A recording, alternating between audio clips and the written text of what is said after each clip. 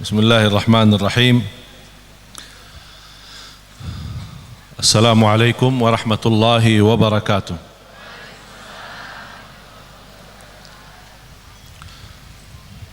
Alhamdulillahi rabbil alamin, wa ashhadu an la ilaha illallah wahdahu la sharika lah waliyus salihin, wa ashhadu anna sayyidana wa nabiyyana Muhammadan abdullahi wa rasuluhu as-sadiqul amin. Allahumma salli wa sallim wa barik ala sayyidina Muhammad wa ala alihi wa sahbihi wa man tabi'ahum bi ihsanin ila yaumiddin. Subhanaka la ilma lana illa ma 'allamtana innaka antal alimul hakim. Alhamdulillah wa syukrillah. Jamaah sekalian, keluarga besar Yayasan Nurul Hayat, dan mohon maaf saya tidak sebut satu persatu, semua ada di sini, ketua yayasannya, Dewan Syariahnya, pengurusnya, pengawasnya, semua ada. Semoga perjuangan mereka diterima di sisi Allah Subhanahu wa taala. Dan saya yakin Yayasan Nurul Hayat betapa suksesnya karena dukungan daripada Bapak Ibu. Kalau tidak Bapak Ibu percaya dan menyalurkan amanat dan titipan itu melalui infak, sedekah, zakat, mana mereka bisa berjalan dan mana mereka bisa berguna bagi umat. Oleh karena itu terwujud kerjasama antara jamaah dan yayasan itu sangat bermakna dan sangat berarti. Dan alhamdulillah sudah Bapak Ibu melihat dengan mata sendiri hasil perjuangan mereka. Sangat jelas, terbuka dan bahkan berhasil. Kalau bisa menenangkan hati kita di dunia, saya yakin infak sedekah Bapak Ibu yang telah salurkan ke yayasan ini akan menenangkan hati kita nanti di hadapan Allah hari kiamat.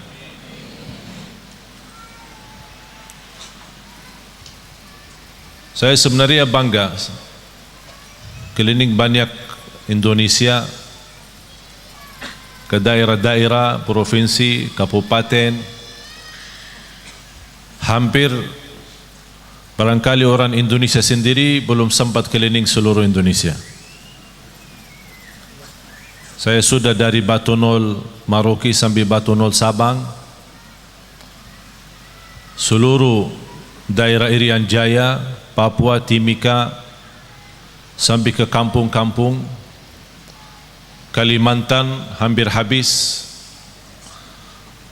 dari ujung ke ujung, dari Sumatera, mulai dari Aceh sampai ke Lampung, Jawa pun alhamdulillah mulai dari Jakarta sampai ke ujung Jember dalam program Safari Jawa.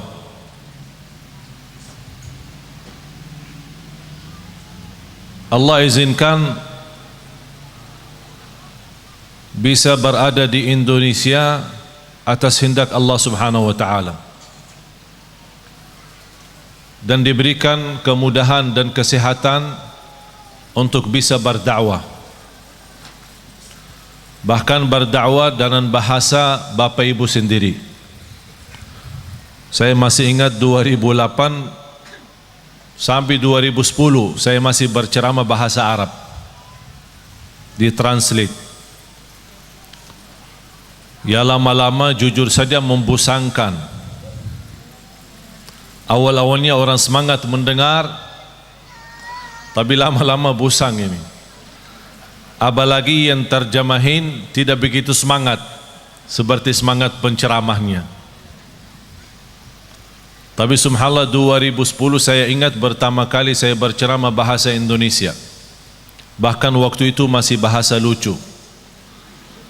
Sampai ada seorang ibu, mudah-mudahan ceramahnya begini aja, jangan lancar, supaya lucu katanya. Tapi subhanallah sedikit demi sedikit, saya tidak pernah ambil kursus bahasa Indonesia atau belajar bahasa Indonesia. Tapi saya selalu berdoa, ya Allah berikan kepada saya kemudahan bahasa yang bisa difahami. Faham enggak? Alhamdulillah. Kalau lancar tidak faham ya susah juga kan? Walaupun tidak lancar tapi anda faham, dan inti daripada dakwah adalah memahami apa yang kita sampaikan dan bahkan menamalkan. Karena inti ilmu bermanfaat, manfaatnya adalah diikuti dengan amalun salih. Tak ada arti kalau bapa ibu datang jauh-jauh sampai ke tempat ini belajar ilmu tapi pulang tidak ada penambahan amal. Ada nambahan ilmu tapi tidak ada tambahan amal. Padahal Allah Subhanahu wa taala menjaminkan kita bisa selamat dari kecelakaan dan kerugian itu dengan iman kita dan amalun salih. Sebagaimana firman Allah Subhanahu wa taala di suratul Asr, dan saya yakin Bapak Ibu semua hafal. A'udzu billahi minasy syaithanir rajim. Bismillahirrahmanirrahim. Wal 'asr. Innal insana lafi khusr. إلا الذين آمنوا وعملوا الصالحات وتواصوا بالحق وتواصوا بالصبر. صدق الله العظيم. Semua manusia, sambil Allah bersumpah, semua manusia dalam keadaan merugi. Innal insana, walaupun disebutkan al-insan itu satu, tapi yang dimaksud jenis manusia, seluruh manusia dalam keadaan merugi. Artinya merugi apa? Celaka dunia akhirat, tidak selamat dunia dan akhirat. Kenapa mereka tidak selamat?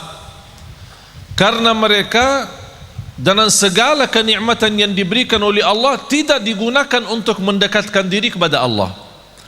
Tapi siapa ya Allah yang selamat dari kerugian itu dan dari kecelakaan? Yang memiliki 4 sifat. Illa alladzina amanu. Bisa terjamin tambahan iman dengan tambahan ilmu. Semakin tinggi ilmu kita, semakin kuat iman kita. Kenapa sekarang umat Islam zaman ini lemahnya iman? Karena kurang ilmu, bodohnya agama. Indonesia negara yang terbesar penduduknya Islam sedunia, dan sayang sekali Indonesia yang terbesar tak bisa baca Quran. Malu kita kan? Dan saya bangga ketika saya melihat berkembangan hafalan Al-Quran, apalagi anak-anak kita yang memberi insyaAllah tanda baik Indonesia ke depan insyaAllah lebih baik. Contohnya barangkali Bapak Ibu sudah melihat Musa. Sudah nonton enggak TV? Ini orangnya ini langsung ini. Musa belum usia 6 tahun sudah hafal 30 juz. Sudah hafal, bukan khatam ya. Soalnya bahasa Jawa hafal sama khatam beda. Saya pertama kali datang ke Jawa, saya dengar orang mengenalkan anaknya, "Oh, anak saya sudah khatam." Wih Allah, saya senang, subhanallah. Umurnya segini sudah khatam. Masya Allah, 30 juz ya. Oh ya, kayaknya Ustaz salah faham ya. Bukan hafal, khatam. Iman khatam beda ya? Beda di sini. Katanya kalau khatam seumur hidup 1 kali udah luar biasa. Oh, fantas ada acara keselamatan. Kalau kita di Madinah bilang khatam berarti sudah hafal, sudah tamat dan boleh jadi imam. Dan budaya itu mohon dirubah. Kok bangga karena seumur hidup 1 kali khatam? Na'udzubillahi min zalik. Paling malas kata ulama, itu paling malas bagi umat Islam itu sudah tidak ada kemauan khatam Al-Quran. Paling malas kalau sudah 40 hari lewat dia tidak khatam Al-Quran, dianggap orang itu imannya tidak sempurna. Cuba bayangkan, kita bertahun-tahun anak kita tidak bosan main game.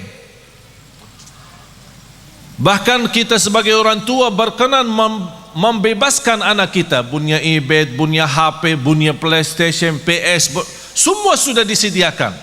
Habis mereka waktunya untuk main saja. Habis mereka sudah usia, sudah semakin besar, baru datang bapa dan ibu, tolong Syekh, apa? Doakan Syekh. Oh kenapa? Anak saya susah salat. Emang anakmu umur berapa? Sudah 30 tahun Syekh. Ya karena kita sudah biasakan mereka sejak kecil tidak memberikan perhatian kepada salatnya, tidak memberikan perhatian kepada Qur'annya. Jangan harap anak itu bisa tumbuh dalam kesalihannya. Punya kewajiban orang tua, punya kewajiban yang begitu berat.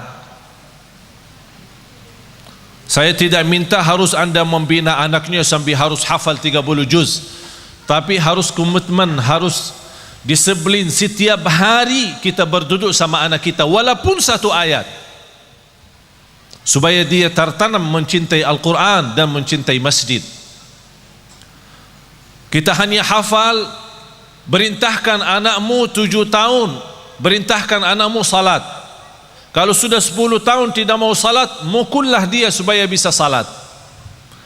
Semestinya sebelum kita perintahkan, ini perintah kalau sudah 7 tahun. Maksudnya Rasul apa? Sebelum memerintahkan, biasakan dia dulu supaya terbiasa. Artinya apa? Sejak dia kecil, masih di bawah 7 tahun, kita boleh membiasakan dia untuk bisa salat, untuk bisa membaca Al-Quran. Sampai kalau sudah 7 tahun, kita tidak punya, sebelumnya tidak punya kewajiban untuk memaksa atau memerintahkan. Tapi kalau sudah 7 tahun, baru mulai tugas baru adalah memerintahkan. Tapi supaya perintah itu bisa diterima dengan baik dan senang, kalau sebelumnya sudah membiasakan dia cinta Al-Quran dan cinta masjid, baru akan ringan menerima perintah dari orang tua. Anak salat, ya salat. Sekarang apa yang kita lihat? Apalagi kalau kita perhatiin masjid-masjid, yang paling ramai di masjid itu sudah bapak-bapak, sudah tua, mengharapkan husnul khatimah. Langkah-langkahnya aja susah berjalan, pelan-pelan aja ke masjid. Ditanya, Pak, anaknya mana? Oh, dia di rumah lagi tidur. Tapi coba bayangkan kalau jam sekolah, Pak, anaknya di mana? Oh, lagi sekolah. Karena kita membiasakan kalau bangunin dia subuh, ketika salat subuh tidak begitu kita menaturkan dan komitmen supaya dia bisa menjaga salat subuh, apalagi di masjid. Ayo nak, bangun nak, sudah azan nak. Ya, kedinginan, nantuk. Oh nantuk ya, ya udahlah. Malah ditutupin selimutnya lagi. Pas jam sekolah jam 7, bangunin lagi. Ayo nak, bangun. Masih nantuk. Bangun sekolah. Marah sekali. Upas sekolahnya marah. Kalau benar-benar kita cinta dan sayang anak kita, ingat firman Allah Subhanahu wa taala, ya ayyuhalladzina amanu qu anfusakum wa ahlikum nara. Kita sebagai orang tua punya kewajiban berjuang untuk melamatkan anak kita dari neraka jahanam. Bukan sekolah yang bagus. Apa artinya sekolah tinggi, kuliah yang terbagus, bahkan bisa keluar negeri, tapi na'udzubillah di akhirat masuk neraka?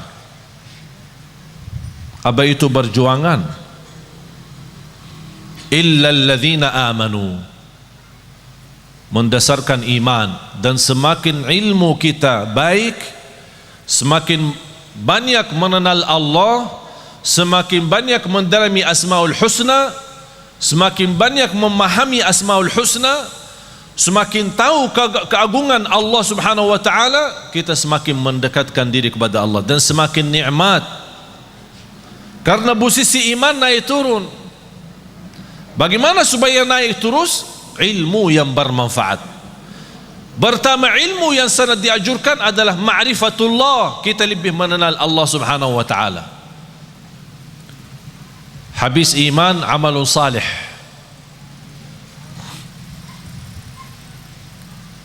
Dan amal salih itu kalau tambah iman tidak ada arti. Bapak Ibu, amalun salih tambah iman tidak ada arti. Ada enggak orang kafir dermawan? Ada. Terus masuk surga? Kenapa? Dia baik, dermawan, suka bantu yatim, padahal dia non muslim. Bantu yatim, bahkan bisa salurkan uang bangun masjid. Tapi amalan itu tidak ada arti amal salih dan kebaikan karena tambah iman, tidak ada iman. Tapi karena Allah adil, tidak ada balasan baginya di akhirat, tapi tetap karena adilnya Allah, Allah balas kebaikannya di dunia. Biarpun dia orang kafir, dia berbuat baik, Allah balas kebaikannya. Sehat, sukses usahanya, lancar. Dan nama adil Allah Subhanahu wa taala. Tapi bagi orang beriman, Allah berikan 2 kali, di dunia dan di akhirat. Itulah kelebihannya iman. Oleh karena itu kalau kita membaca Al-Quran, selalu amal salih terlibat dengan iman. Amanu wa amilu, amanu wa amilu. Kalau tidak ada iman, tidak ada arti amal salih. Dan amal itu harus salih, bukan semua amal. Ada orang mewakafkan tanpa jualan minuman keras lillahi ta'ala. Amal kan? Saya nawaitu beramal. Oleh karena itu tidak boleh dinamakan amal jariyah, tapi dinamakan sedekah jariyah. Karena amal jariyah, amal yang dimaksud macam-macam, ada yang baik, ada yang buruk. Wa amilus salihat. Bapak Ibu, di antara amal salih yang sangat berguna bagi kita hidup maupun mati adalah sedekah. Terjamin berkah harta karena sedekah. Semakin banyak harta kita, semakin sedekah banyak, semakin berkah. Istilah berkah bukan artinya harta kita banyak. Walaupun harta kita sedikit, tapi karena sudah di dalamnya ada kata berkah, harta yang sedikit itu sangat berguna untuk kebutuhan kita. Ada orang kaya raya, saya kenal tapi stres. Kaya raya, punya pesawat pribadi, rumahnya di mana-mana. Pas ketemu sama saya, pas isi acara di rumahnya, habis mulai tamu keluar, dia ajak saya ke dalam. Saya mau ngobrol sama saya. Pas begitu masuk, ada kantor pribadi beliau di dalam rumahnya. Begitu tutup pintu, malah dia peluk saya dan menangis. Pak, kenapa menangis? Takut. Apaan takut? Takut kehilangan harta itu. Takut, takut miskin, takut sakit, takut celaka. Hartanya bisa sampai 7 turunan belum tentu habis, triliunan, tapi takut. Oleh karena itu Bapak Ibu, hidup sederhana apa adanya jauh lebih nikmat daripada berlebih-lebihan. Oleh karena itu orang yang salih, salah satu tanda kesalihannya harta yang dia sedekahkan jauh lebih banyak daripada yang dia simpan. Tapi dasar itu bisa menjadi ringan, sedekah lebih banyak daripada yang kita simpan adalah iman yang kuat. Tapi kalau imannya lemah, mana bisa? Saat bersedekah dia hitung-hitungan. Kalau diajak ramai kumpulin sedekahnya, dia buka dompetnya, ada isinya 1.000, 10.000, ada 100.000. Yang keluarin yang mana? Tidak apa-apa, jujur saja, tidak apa-apa. Katanya walaupun sedikit tapi ikhlas. Salah tuh. Itu dulu, masa dulu. Sekarang rubah perkataannya, lebih baik banyak tapi ikhlas daripada sedikit tidak ikhlas. Harus banyak. Bapak Ibu, saya ceritakan sesuatu tapi bukan, insya Allah bukan riak. Seumur hidup saya sampai titik ini, saya tidak pernah zakat mal. Heran ya, kok bingung Ustaz tidak zakat sih? Kita diajurkan suruh zakat, kok Ustaz tidak zakat? Seumur hidup sampai titik ini saya tidak pernah mengeluarkan zakat setiap tahun. Kenapa? Karena saya tidak suka simpan duit. Kalau tidak ada duit, bagaimana ada zakat? Ada zakat kalau ada nisab kan? Ada nisab, ada haul. Kalau tidak ada nisabnya, mana boleh zakat? Dan aku heran terhadap seorang yang Allah berikan kelebihan rezeki, tapi saat dia berzakat dan sedekah itu sepertinya merasa takut kembali miskin. Wallahi, hidup miskin di dunia lebih baik daripada hidup miskin di akhirat. Kenapa? Karena hidup miskin di dunia seberapa lama pun tetap namanya sebentar. Tapi kalau di akhirat, kaya selama-lamanya atau miskin selama-lamanya, tidak ada batas. Oleh karena itu bahagia seorang yang saat dia bersedekah, dia sudah ingat, saya lagi isi tabungan akhirat saya, supaya nanti kalau saya hadap Allah hari kiamat, rekening akhirat saya masih banyak. Subhanallah, luar biasa. Oleh karena itu sedekah termasuk salah satu amalan yang sangat berguna bagi orang yang hidup maupun mati. Sampai ada sahabat, ya Rasulullah, ibu saya meninggal, apa yang harus saya bisa berikan kepada ibu yang berguna padahal ibu saya sudah meninggal? Kata Rasulullah, bersedekah. Bahkan Bapak Ibu tolong simpan surah Al-Munafiqun, surah 63 ayat 10. Surah 63, tolong simpan ya, ingat ya, jangan lupa. Surah 63 ayat 10. Allah jelaskan di ayat itu apa keinginan orang yang sudah mati. Apa keinginan orang yang sudah mati, sudah masuk kubur, sudah lihat mungkar nakir, sudah dibertanyakan Rabbuka, madinuka, man nabiyuka, dan sudah melihat gelapnya kubur, sudah melihat sempitnya kubur, tidak ada siapa-siapa yang membantu, hanya satu dia mohon kepada Allah. وَأَنْفِقُوا مِمَّا رَزَقْنَاكُمْ مِنْ قَبْلِ أَنْ يَأْتِيَ أَحَدَكُمُ الْمَوْتُ فيقول رب لولا أخرتني إلى أجل قريب فأصدق وأكن من الصالحين.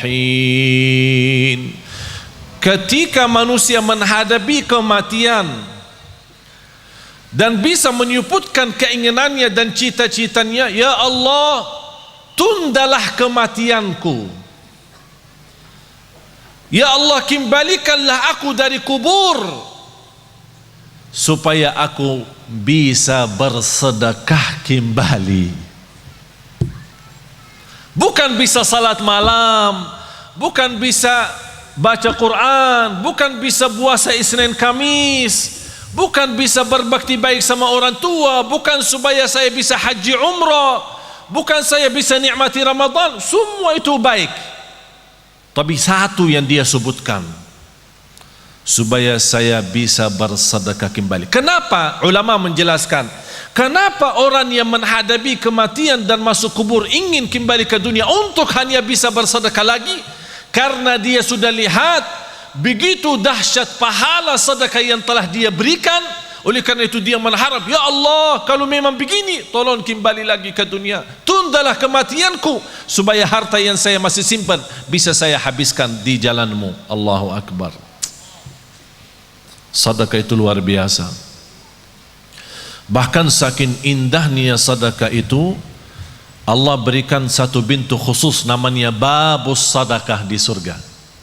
Jadi ada orang punya kelebihan apa? Ini ada babus sedekah masuk. Seperti Sayyidina Uthman. Sayyidina Uthman ibn Affan yang terkaya. Tahu enggak Bapak Ibu, ada satu cerita barangkali Bapak Ibu pertama kali mendengar. Sampai sekarang jarak kita antara kita sama Sayyidina Uthman 1400 tahun. Sampai sekarang ada satu rekening di bank di kota Madinah atas nama Uthman ibn Affan radhiyallahu an. Sampai sekarang. Itu apa? Beliau kan orangnya dermawan, suka bersedekah. Di antara sedekahnya dia menwakafkan sumur air yang dimiliki oleh orang Yahudi. Orang Yahudi ketika di zaman Rasul, orang Muslim mau minum, dia jual mahal. Jadi orang yang mampu bisa beli, orang yang tidak mampu tidak bisa. Kata Sayyidina Uthman begini, satu hari saya bayar.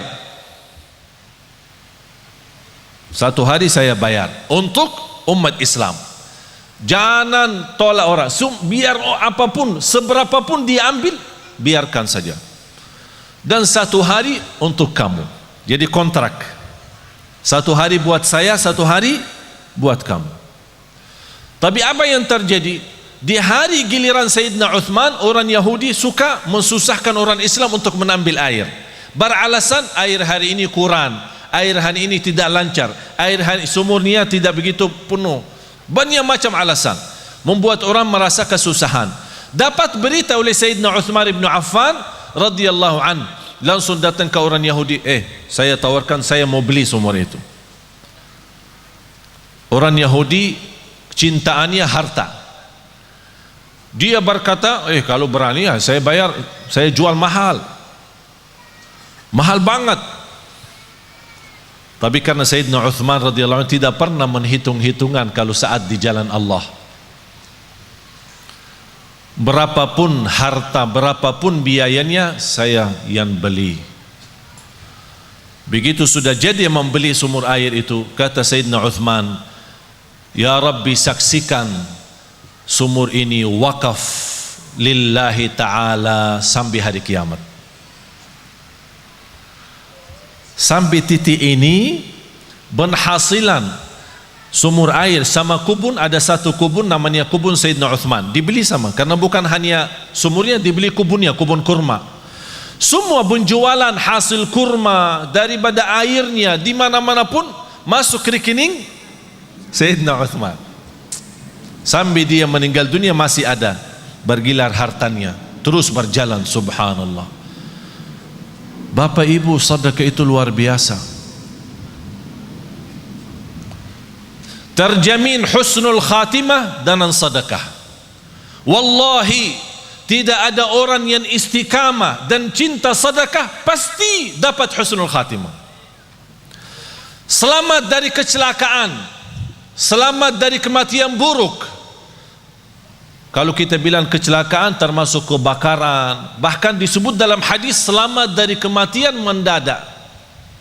Karena salah satu ciri hari kiamat, akhir zaman, banyak meninggal dunia mendadak. Pas naik mobil meninggal, pas lagi makan meninggal, mendadak namanya.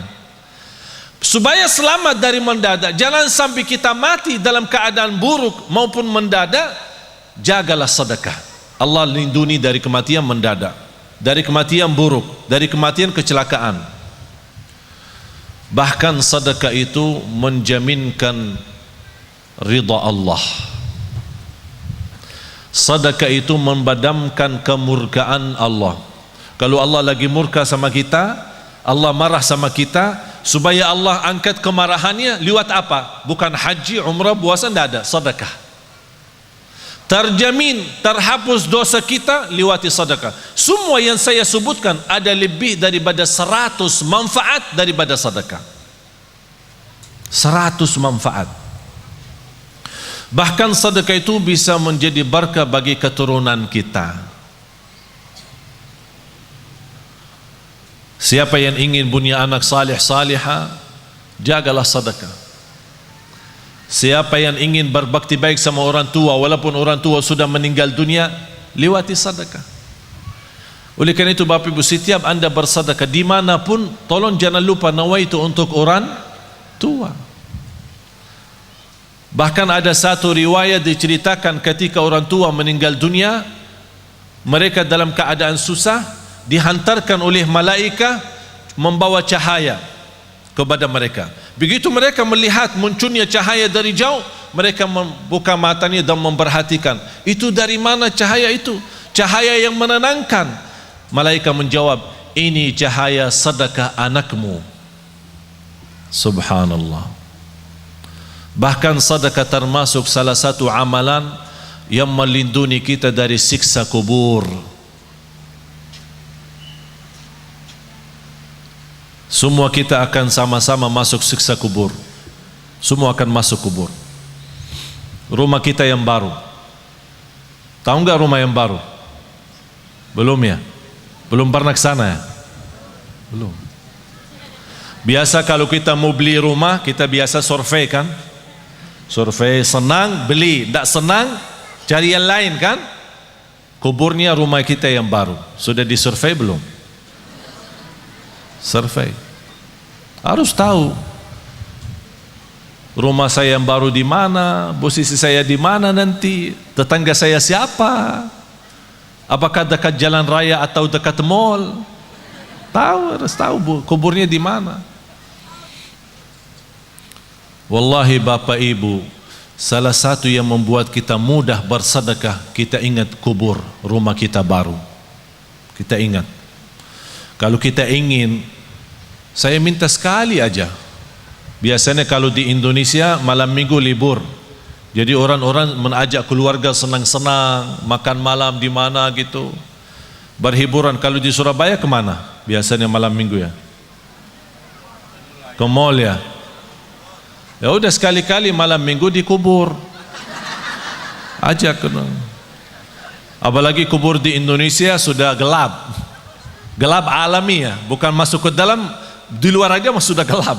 Jadi enak, suasana enak. Duduk aja, tidak usah panjang lebar, duduk aja. Duduk. Apalagi kalau di samping kubur lagi terbuka, wow luar biasa tuh. Biar bisa pandangannya enak.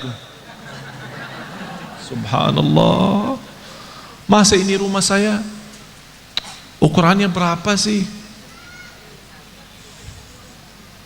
Ya boleh sekarang ketawa, boleh ketawa, tapi Allah saja yang maha tahu bagaimana keadaan kita nanti di dunia kubur. Oleh karena itu jamaah sekalian, wallahi hidup ini serius.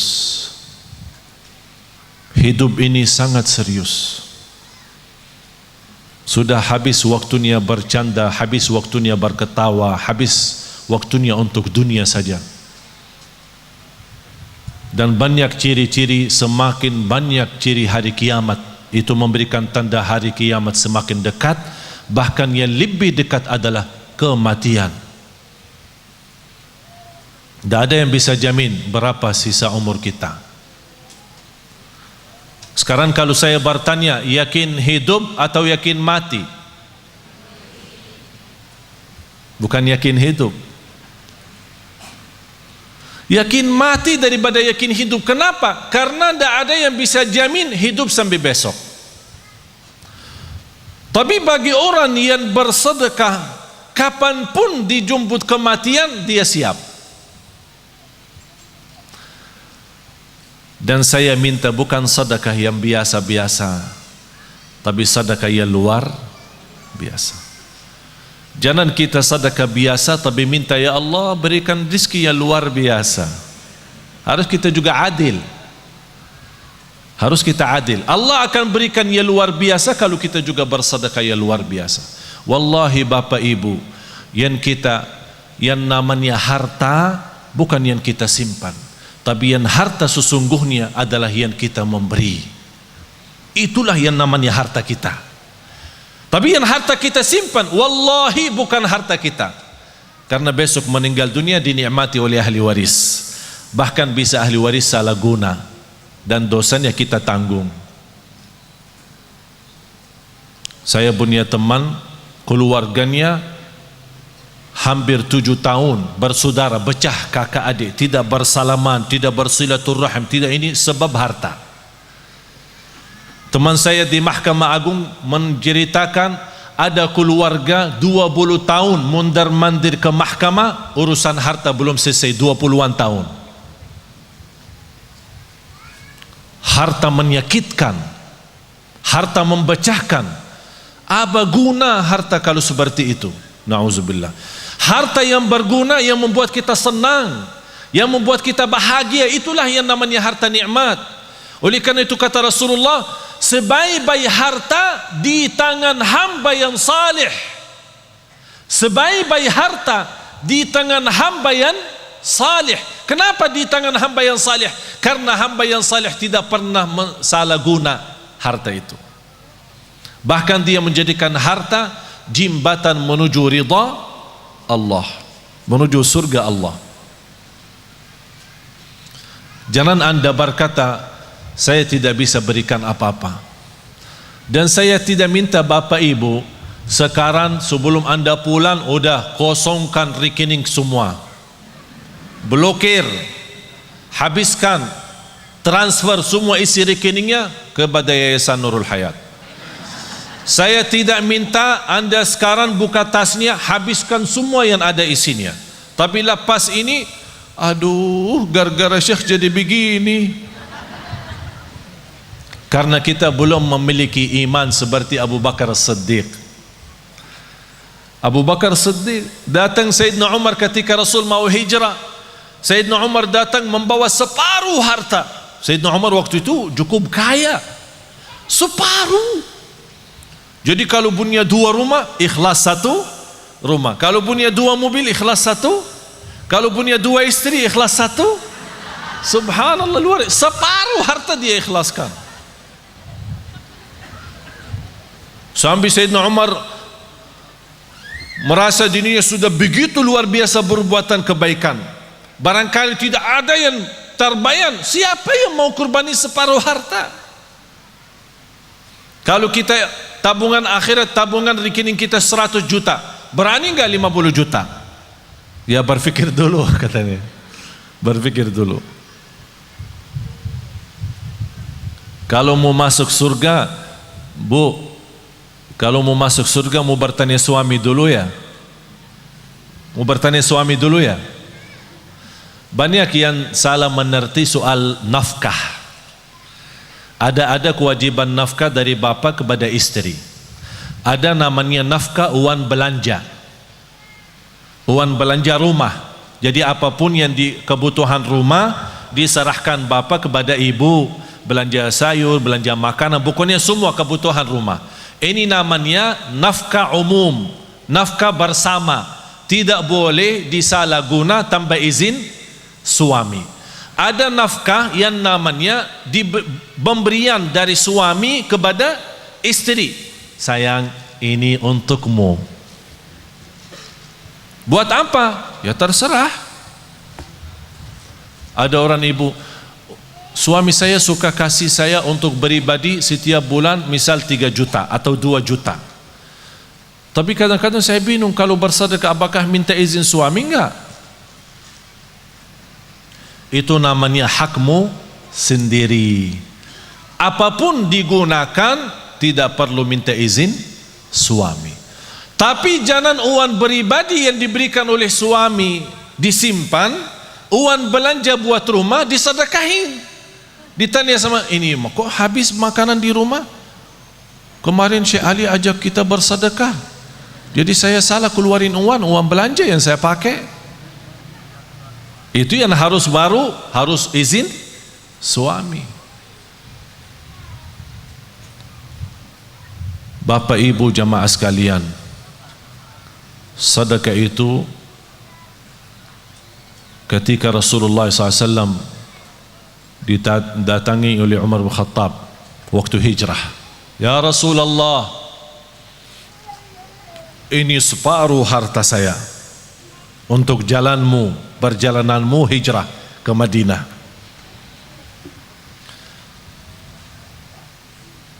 Rasulullah bertanya, apa yang kamu sisakan untuk keluargamu? Alhamdulillah masih tersisa separuh. Datang Sayyidina Abu Bakar, dilihat sama Sayyidina Umar, berapa sih mau diberi sama Abu Bakar?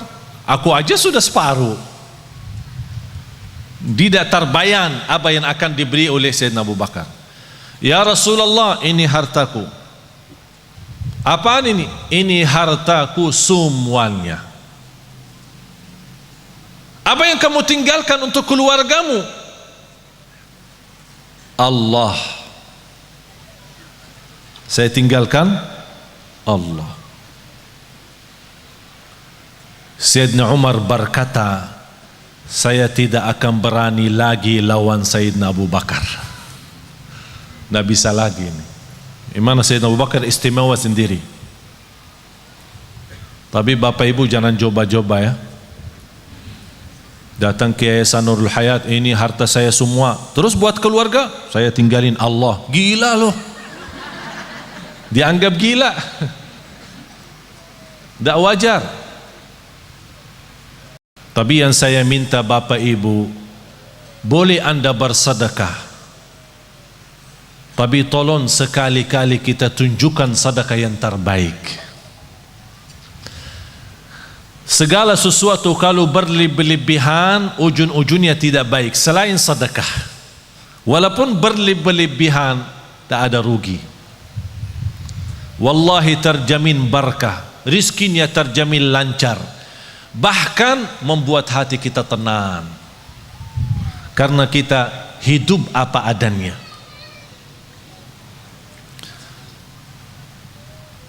Ada satu amalan yang saya harap Bapak Ibu bisa amalkan. Dan sebenarnya saya selama di Indonesia, saya melihat gerakan zakat di Indonesia cukup luar biasa. Tapi kenapa semakin banyak zakat mal, tapi semakin bertambah kemiskinan? Padahal kalau kita lihat susunan rukun Islam, mulai syahadat, salat, zakat, puasa dan haji, terletak zakat di situ sebagai salah satu rukun Islam karena ujungnya untuk meningkatkan ekonomi umat. Tapi karena kita salah gunakan zakat, salah membagi zakat, menjadi akhirnya yang menerima zakat tetap menjadi tukang minta. Seperti beberapa waktu lalu di bulan puasa terjadi di Surabaya, membagi zakat 5.000. Sampai di kampung itu gesa-gesa orang, ada yang terinjak, ada yang terluka karena katanya zakat beroran 5.000. Ada di satu daerah 20.000. Ini bukan namanya zakat. Dan bukan begitu ajaran Islam untuk menjalankan zakat. Saya pernah diajak sama orang kaya kepada salah satu pesantren. Dia bawa uang banyak. Bayanan saya, dia musarahkan kepada pesantren untuk kebinaan. Pas begitu sampai di sana, dia minta anak-anak santri dikumpulkan Semuanya antri satu persatu dan dia kasih mereka 50 beroran. Habis itu dia minta sama, ya Syekh tolong ikut bantu bagi. Tidak mau saya bagi, karena bapak itu salah menjalankan zakat seperti ini. Zakat itu lebih baik kita membina seorang, 2 orang, 3 orang, tapi bina total sejak dia kecil sampai besar. Dia anak yatim sampai dia tamat sekolah, bahkan kuliah, sampai dia bisa mandiri sendiri. Itulah namanya zakat yang bisa membuat orang lain bisa hidup mandiri, bahkan besok dia bisa memberi zakat daripada menerima zakat lagi. Kalau kita kenal keluarga miskin, kita bisa memberikan modal bisnis dengan kontrol. Kita buat program dan kita tetap kontrol mereka supaya tidak salah guna modal itu. Insya Allah yang pertama menerima modal dari zakat, besok dia sukses dan maju usahanya, dia akan memberikan zakat. Sampai datang satu waktu seperti Sayyidina Umar ibn Abdul Aziz, orang bawa zakat, wahai Amirul Mukminin, kami punya uang zakat tapi tak ada yang terima. Ternyata karena semua penduduk di zaman Umar bin Abdul Aziz adalah memberi zakat, tak ada yang menerima lagi. Kenapa? Karena zakat saat itu betul-betul untuk membina, bukan hanya sebatas bagi. Oleh karena itu saya harap termasuk Yayasan Nurul Hayat tolong difikirkan bagaimana cara orang-orang yang kita lihat dia baik, salih, salihah, tapi dibutuhkan pimpinan, dibina mereka supaya mereka bisa berusaha sendiri, berbisnis sendiri, apapun yang mereka mampu, apa itu dalam jahitannya, apakah itu dalam masakan makanan, apa itu, apa saja kemampuan mereka, kita bisa support mereka dengan modal zakat. Nanti dari situ awal-awalnya bisa 1 tahun 2 tahun dia tetap menerima, tapi besoknya insya Allah terjamin dia akan memberi. Akhirnya lama-lama semakin sedikit berkurang menerima, semakin banyak bertambah memberi. Akhirnya di situ tambah kekayaan umat dan terlihat ekonomi umat Islam semakin membaik. Itulah inti daripada zakat. Oleh karena itu jamaah sekalian, kalau anda punya uang untuk zakat, jangan dipecahkan. Misal zakat mal 5 juta, jangan kasih anak yatim 50. Bina 1 anak yatim, bina 2 anak yatim, dan dibantu insyaAllah sama Yayasan Nurul Hayat. Kira-kira dibutuhkan pembiayaan bertahun, sekolahannya, kesehatannya, pakaiannya, semua segala, belajarannya, pendidikannya. Apa yang dibutuhkan seorang anak di usia gini sampai 1 tahun, dihitungkan kira-kira biayanya berapa. Alhamdulillah terhitung kira-kira dalam 1 tahun 3 juta.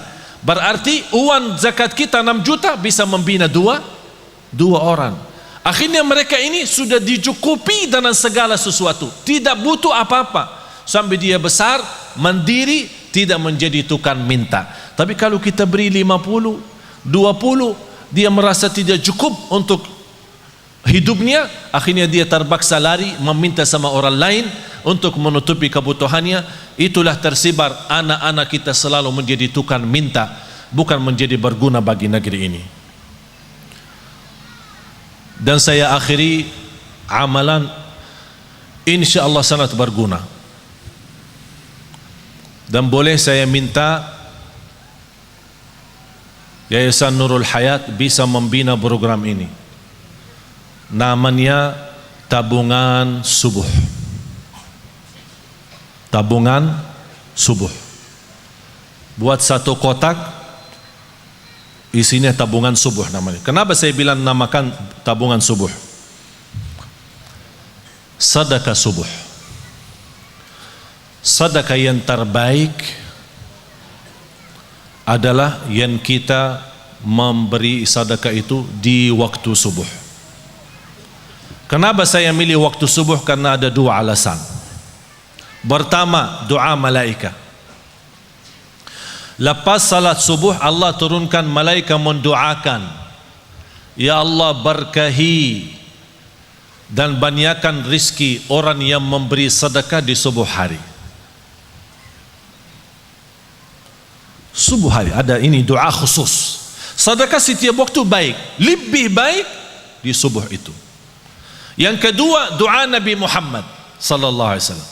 Allahumma barik li ummati fi bukuriha. Ya Allah, berkahi ibadah umatku di subuh hari. Berarti dapat doa malaika dan doa Rasulullah SAW. Dan kita tahu dua-duanya doanya makbul. Bagaimana kita menjalankan?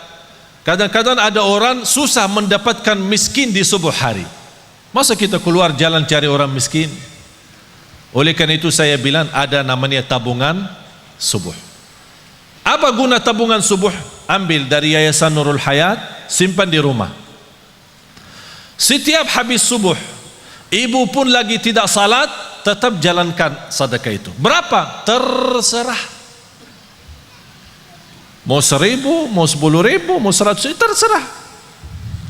Tapi yang penting setiap subuh, tidak boleh terlewat. Niatnya apa? Apa saja. Wallahi Bapak Ibu, amalan ini sangat dahsyat. Saya tidak bisa lebih. Tapi saking dahsyat amalan ini, saya hanya bisa berkata subhanallah.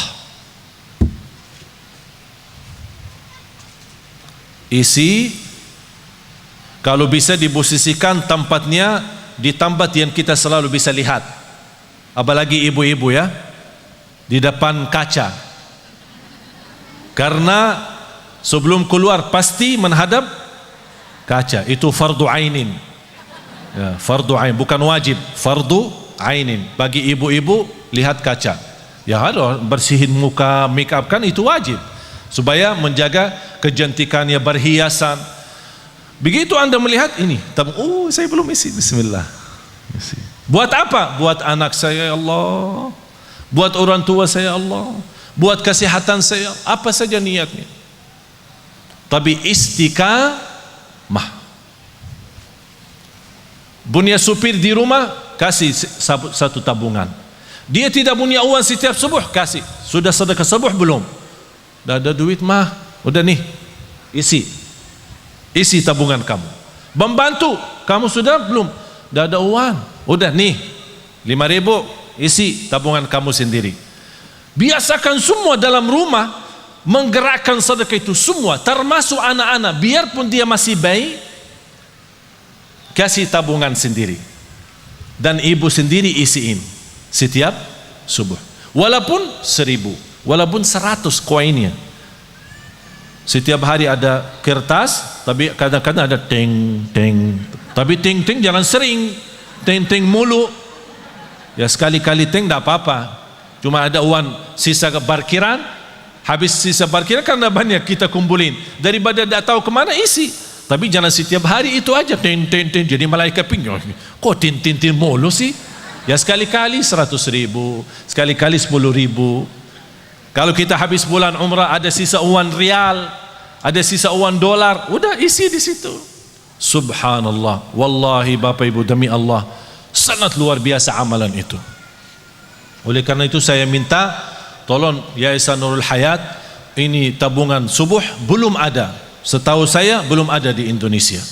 Oleh karena itu mudah-mudahan bisa digerakkan, kalau bisa disertai dengan hadis doa malaika, Allahumma a'ti munfiqan khalafa, dan juga disertai dengan doa Nabi Muhammad sallallahu alaihi wasallam, Allahumma barik li ummati fi bukuriha, dan dua-duanya dari hadis yang sahih. Bapak Ibu jamaah sekalian, saya terharu dengan kegiatan Nurul Hayat, dan saya senang dan bangga bisa hadir di sini, dan saya juga termotivasi, dan insyaallah saya juga ikut beramal. Walaupun saya tidak seberapa mampu untuk memberikan banyak kegiatan untuk Nurul Hayat, tapi alhamdulillah sudah ada buku karya saya yang insyaallah saya ikhlaskan 1.500 buku menjadi wakaf untuk Nurul Hayat. Terserah Nurul Hayat nanti mau jualkan berapa atau mau salurkan, yang harus untuk mendapatkan buku harus bayar wakafnya ke Nurul Hayat. Salah satu kemampuan saya adalah menwakafkan buku ini. Nanti insyaAllah saya akan kirimkan 1.500 buku untuk jamaah Nurul Hayat. Mudah-mudahan insyaAllah berguna. Ini termasuk buku pertama saya, sudah diterbitkan di Gramedia, tapi insyaAllah sangat berguna karena isi buku itu berjudul Cahaya dari Madinah. Itu hasil keliling saya di Indonesia, dan banyak cerita-cerita tentang Quran, tentang husnul khatimah, tentang sedekah, orang tua dan lain-lain yang insyaAllah sangat bermanfaat, akan memberikan wawasan untuk kehidupan kita sehari-hari. Mudah-mudahan dengan sedekah itu 1.500 buku, nanti insyaAllah akan diletakkan logonya Nurul Hayat, nanti terserah Nurul Hayat yang menggunakan untuk jamaah. Yang kedua, atas nama keluarga besar saya menyumbangkan untuk 10 kurban yang nanti di hari Idul Adha. Walaupun saya berangkat haji, tapi untuk keluarga saya yang tadi disampaikan 1.000 kurban, tapi katanya kalau berkurban dapat Qurannya. Ya. Itu dapat Quran beroran atau berikor kambing? Jadi saya insyaAllah wakaf tadi berapa? 1.700.000 ya. Ya. Saya wakafkan insyaAllah 10 ekor kambing, 10 kurban untuk jamaah yang insyaAllah bisa digunakan dengan baik. Terima kasih. Jujur saja saya bukan orang kaya, saya bukan orang mampu, tapi saya tidak bersahabatan dengan harta. Saya tidak cinta dengan harta. Apapun yang Allah berikan, alhamdulillah selalu disalurkan kembali. Dah pernah tersimpan, bahkan sampai berapa kali sudah diblokir rekening saya karena hampir kadang-kadang selalu kosong, ya. Tapi alhamdulillah, yang penting bisa kita menjadi berguna bagi orang lain.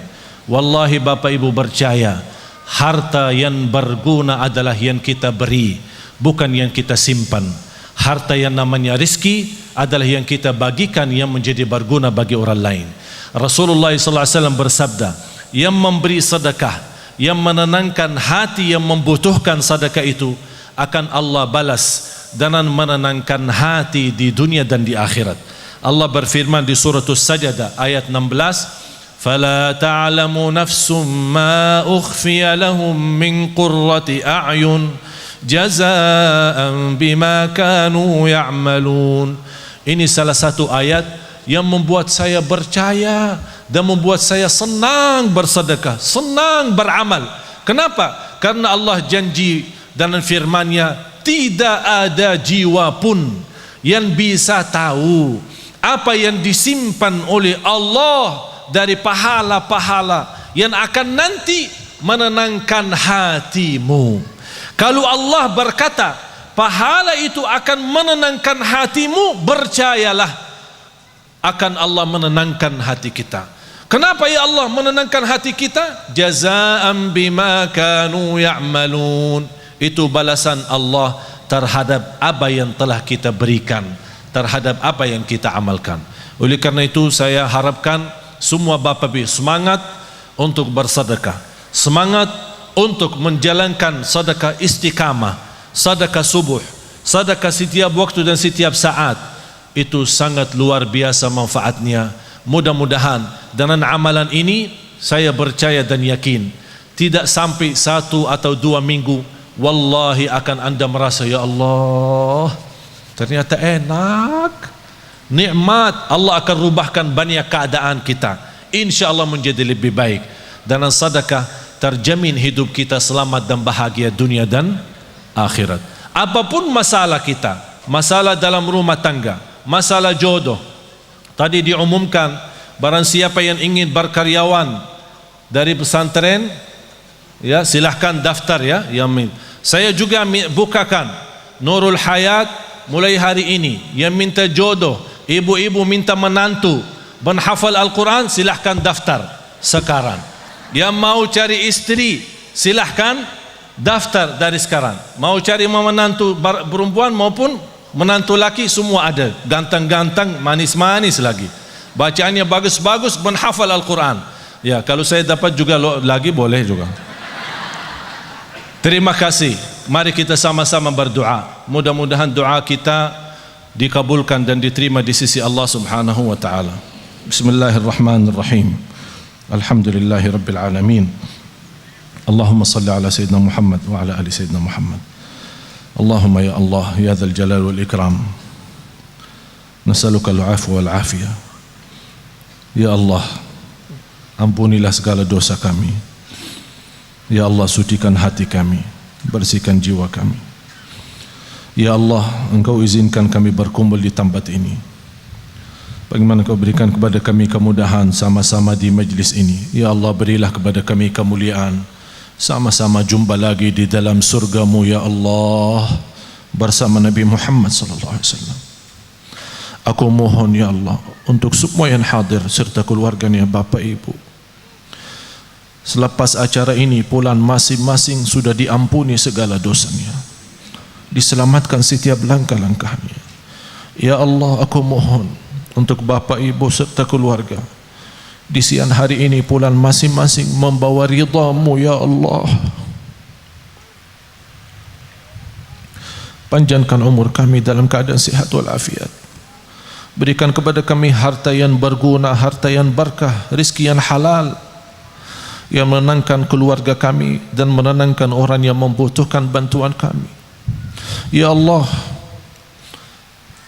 terimalah segala sedekah kami, segala perjuangan kami, walaupun tidak seberapa pun yang kami berikan di jalan-Mu, tapi kami mohon ya Allah diterima di sisi-Mu, menjadi bermanfaat, berguna bagi keluarga kami. Sedekah yang selama kami gunakan dan selama kami berikan ya Allah, menjadi berguna, bermanfaat bagi orang tua kami ya Allah, ya dzal jalali wal ikram. Ya Allah, aku mohon semua yang hadir serta keluarganya sama-sama mendapatkan syafaat Nabi Muhammad sallallahu alaihi wasallam.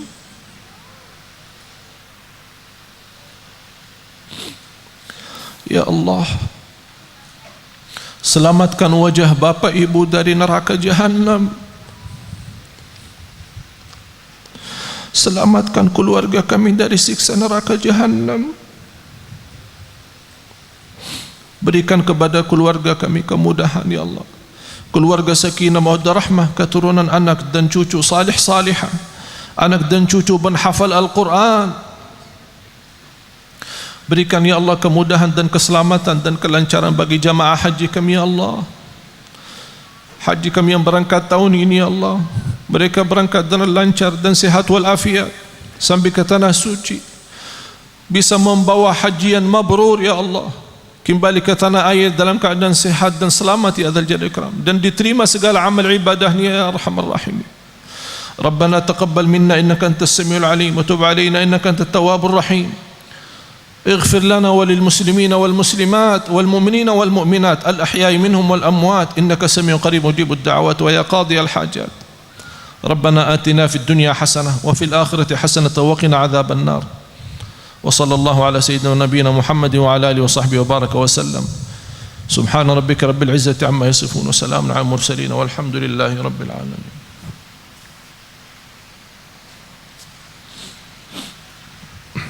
Terima kasih atas perhatiannya. Kurang lebihnya mohon maaf. Wabillahi taufiq wal hidayah. Mudah-mudahan jumpa lagi insyaallah dalam keadaan sehat wal afiat.